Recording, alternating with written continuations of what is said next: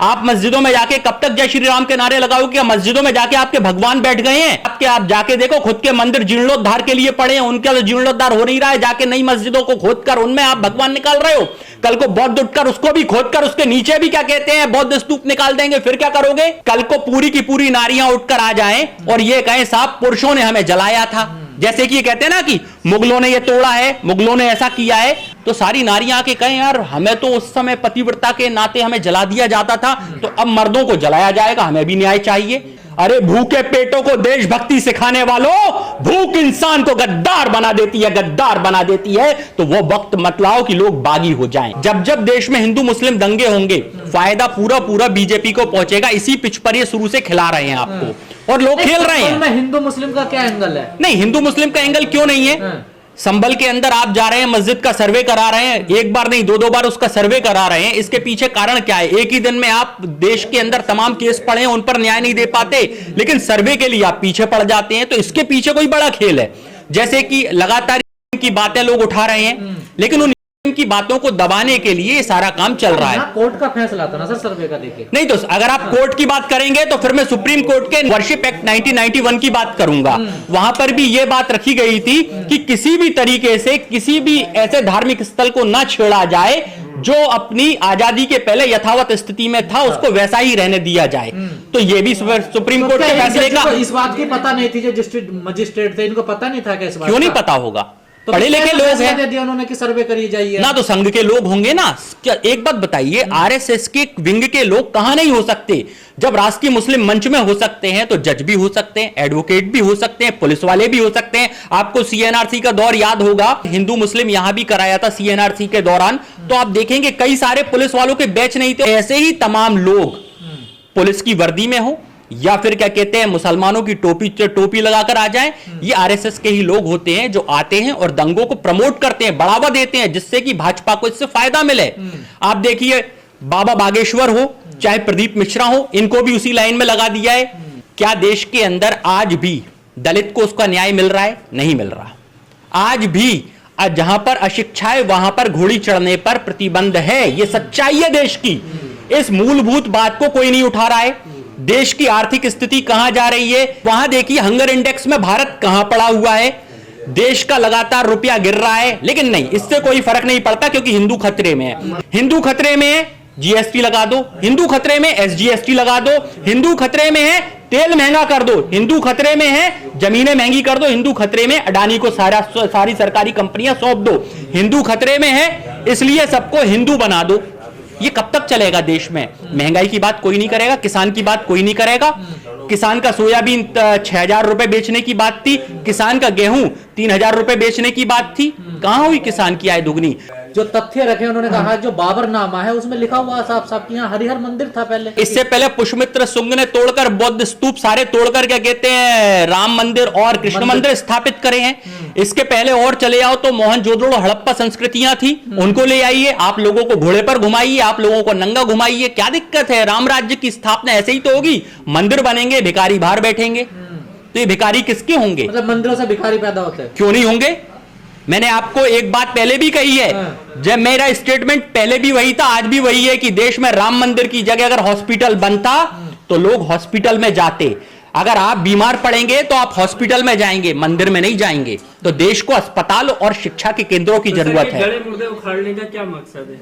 गड़े मुर्दे उखाड़ने का मतलब यह है कि आपको पुरातन की सभ्यता में ले जा रहे हैं और आपको बता रहे हैं कि आपको नंगा रहना ज्यादा अच्छा लगेगा। आप जो भी आप करना चाहें, पत्ते वत्ते लगाएं और कपड़े अपने छोड़ दें, क्योंकि आगे सरकार आपको इस तरह महंगाई के दौर में ले आएगी कि नंगा करके छोड़ देगी देश में। अभी संभल में काफी गंभीर हालात है, 5 लोगों की मौत हुई है और तमाम गिरफ्तारियां हो रही है। जिनकी मौत हुई है उनकी चर्चा नहीं हो रही है, लेकिन बहुत लोग चिन्हित किए जा रहे हैं। और भारतीय जनता पार्टी को इसी तरह जीत मिलेगी। आप 5 लोगों की मौत की बात कर रहे हैं, मैं लगातार सरकार की निंदा करूंगा, योगी जी की निंदा करूंगा कि उनके रहते हुए ये कैसे हो रहा है। जहां एक तरफ सुशासन की बात करते हैं, वही ये कुशासन कैसे लागू हो गया कि जहां पर 5 मुसलमान मार दिए गए। एक देश के अंदर लोकतांत्रिक व्यवस्था में क्या यह संभव है कि 5 लोग मार दिए जाते और वो हमारी गोली से नहीं मरे ना? ये देखिए, नहीं तो किसकी गोली से मरे हैं?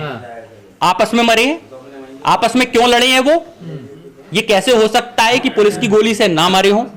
स्वाभाविक सी बात है। एक जनरली आप सोचिए, हम सोचते हैं ना, पुलिस एक तरफ खड़ी है, एक पक्ष मुसलमान खड़ा है, तो ये कैसे आपस में मुसलमान कैसे लड़ेगा, क्यों लड़ेगा? पुलिस कह रही है सर कि पत्थरबाजों को कंट्रोल करने के लिए हवा में फायरिंग की गई थी सर। पहले कश्मीर में पत्थरबाज थे, अब पूरे देश में पत्थरबाज हैं, और ये भाजपा के राज में है। ऐसा पहले नहीं होता था, ये अब हो रहा है। तो ये पत्थरबाज किसने पैदा किए हैं देश में? ये भाजपा को जवाब देना चाहिए, ये सरकार को जवाब देना चाहिए, और योगी जी को जवाब देना चाहिए। सारे देश में क्या पत्थर ही पत्थर इकट्ठा करना चाह रहे हैं? देश की अर्थव्यवस्था पत्थर जैसी ही हो गई है जिसका कोई मोल नहीं है। मैं बार बार एक ही बात उठाऊंगा, आप संभल की बात कर रहे हैं, मैं देश के हर उस मस्जिद की बात कर रहा हूं जो वर्शिप 1991 के एक्ट में आती है, वो धार्मिक स्थल। आप एक बात बताइए, कभी गुरुद्वारे के नीचे खोदने की ताकत है किसी की कि गुरुद्वारे के नीचे खोद के बता दे कि इधर पे क्या कहते हैं शिवालय था? और शिवालय ही क्यों था, और कोई मंदिर क्यों नहीं था? और फिर तो मैं साथ दूंगा, जहां मैं मानता हूं, मैं भी बौद्ध मानता हूं, क्योंकि बौद्ध हमारी संस्कृति में ही थे। हमारी संस्कृति में सम्राट अशोक थे, जिन्हें आज पूजा जाता है देश के अंदर। उनने बौद्ध धर्म का प्रचार किया, और कोई भी धर्म तलवार की नोक पर देश में नहीं आया है, ये आज मैं आप सबके माध्यम से बता दूं। धर्म का प्रचार भी करने के लिए सम्राट अशोक को शस्त्र त्यागना पड़े थे। धर्म का प्रचार प्रेम से होता है, यह बात समझना है लोगों को। क्या सम्राट अशोक चक्रवर्ती थे, एक तलवार की नोक से कहते कि सारे बौद्ध हो जाओ, सब बौद्ध हो जाते, लेकिन उन्होंने इस प्रचार को करने के लिए शस्त्र त्याग दिए। तो ये झूठी अफवाहें कि धर्म को तलवार की नोक पे लाया गया और इस तरीके से लोगों को मुसलमान बनाया गया, इस तरीके से लोगों को ये बनाया गया, ये सब बकवास है। कहा जा रहा 30,000 मस्जिदों की लिस्ट बना रखी है इन लोगों ने। मैं तो कह रहा हूं एक बार में पूरा सर्वे कर लो और सब जगह शिवालय कर दो, और जितने आपके लोग हैं सबको बिठा लो, सबको भीख मंगवाओ। देने रोजगार तो है ही नहीं, आप मशीन बनाओ, कमीन बनाओ, जमीन बनाओ, चाहे चाउमीन बनाओ, क्योंकि भविष्य में यही धंधे हैं, यही दिख रहे हैं। आपसे लेने वाला कोई है नहीं। देश में बेरोजगारी बढ़ती जा रही है, जवाब कुछ है नहीं। महंगाई, बेरोजगारी और सारे सरकारी केंद्रों को प्राइवेट करना, यही बीजेपी का काम है। पुलिस के ऊपर पथराव हो रहा तो पुलिस क्या करे बताइए आप? तो अगर पुलिस के ऊपर पथराव हो रहा है तो पुलिस ऐसे हालात पैदा क्यों कर रही है कि उनके ऊपर पथराव हो रहा है? क्या पुलिस छोटी मोटी सी है? अरे पुलिस तो वो है जिसने 2 सेकंड में एनकाउंटर करके किसी को भी खत्म कर सकती है। कोई आम आदमी जनता का थोड़ा ही करती है, अपराधियों का एनकाउंटर करती है पुलिस। तो भैया तो अपराधियों का एनकाउंटर करती है, तो यहां पर तो 4-5 लोग निर्दोष थे ना, और 2760 लोगों की लिस्ट जारी की है जैसा मेरी जानकारी में है। उपद्रवी थे वो लोग। आपने उनका आई विटनेस देखा था? आपने जाके उनको विटनेस किया था कि वो उपद्रवी हैं कि सही लोग हैं? शासन बता रहा है ना। अरे यार, किसी को बार बार चोटियां लोगे तो वो आपको गाली देगा कि नहीं देगा? आप मस्जिदों में जाके कब तक जय श्री राम के नारे लगाओगे? क्या मस्जिदों में जाके आपके भगवान बैठ गए हैं? आपके घर में आप जाके देखो, खुद के मंदिर जीर्णोद्धार के लिए पड़े हैं, उनका तो जीर्णोद्धार हो नहीं रहा है। जाके नई मस्जिदों को खोदकर उनमें आप भगवान निकाल रहे हो। कल को बौद्ध उठकर उसको भी खोदकर उसके नीचे भी क्या कहते हैं बौद्ध स्तूप निकाल देंगे, फिर क्या करोगे? फिर क्या होगा? देश के अंदर आप अराजकता का माहौल लाकर, फिर तो मैं ये बात कहूंगा, देखो एक चीज ना, कोर्ट के फैसले को नहीं मानोगे आप? भाजपा मानती है क्या कोर्ट और संविधान के? फिर क्यों बार बार मैं वर्षिप 1991 की बात कर रहा हूं, उसको क्यों नहीं मान रही है? और आप फिर वही बात कर रहे हैं। कल को पूरी की पूरी नारियां उठकर आ जाएं और ये कहें साहब पुरुषों ने हमें जलाया था, जैसे कि ये कहते हैं ना कि मुगलों ने ये तोड़ा है, मुगलों ने ऐसा किया है।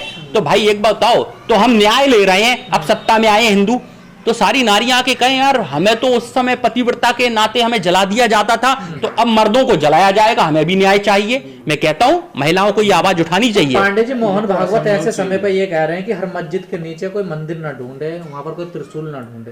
क्या मतलब है इस बयान का? इसका मतलब ये है, एक पुचकारता है और एक मारता है, तभी तो काम चलेगा। अगर दोनों ही एक सी जबान बोलेंगे तो फिर राष्ट्रीय मुस्लिम मंच कैसे चलेगा? क्योंकि राष्ट्रीय मुस्लिम मंच भी तो चलाना है, देश में दंगे भी तो भड़काना है। असल खेल तो पावर पैसे का है, जो भाजपा को चाहिए वो उसके पास है, और बाकी वो बना रहना चाहता है सत्ता में। पत्थरबाजी की ये तो यार संघ वाले बताएंगे कैसे देते हैं। और आपको पता है कि ये पहले राज्य सुरक्षा समिति हुआ करती थी देश की, जो अंग्रेजों के लिए मुखबिरी का काम करती थी। जैसे आज आप जाइए तो थानों में नगर सुरक्षा समिति देखने मिलेगी, जो पुलिस वालों के लिए मुखबिरी का काम करती है। ऐसे ही राज्य सुरक्षा समिति थी। आरएसएस का मतलब है राज्य सुरक्षा समिति। अंग्रेज उस समय देश एक राज्य के रूप में था, देश के कंट्री के रूप में नहीं था। तो राज्य सुरक्षा समिति बनाई गई थी क्रांतिकारियों की मुखबिरी के लिए। 1925 में। मुसलमान कैसे बचे इन चीजों से? मैं ये कहता हूं मुसलमानों के लिए मेरा एक संदेश है, मुस्लिम भाइयों के लिए, क्योंकि वो भी हमारे अपने भाई। मैं हिंदू हूं और मैं सुरक्षित हूं, क्योंकि मैं भाजपा का हिंदू नहीं हूं। मैं हिंदू हूं, मैं सुरक्षित हूं।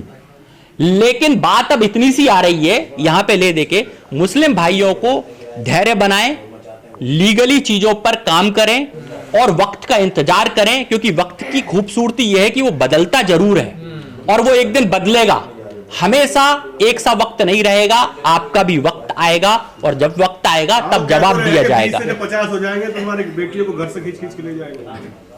इससे पहले कभी ऐसा हुआ? इससे पहले ऐसा कभी हुआ क्या?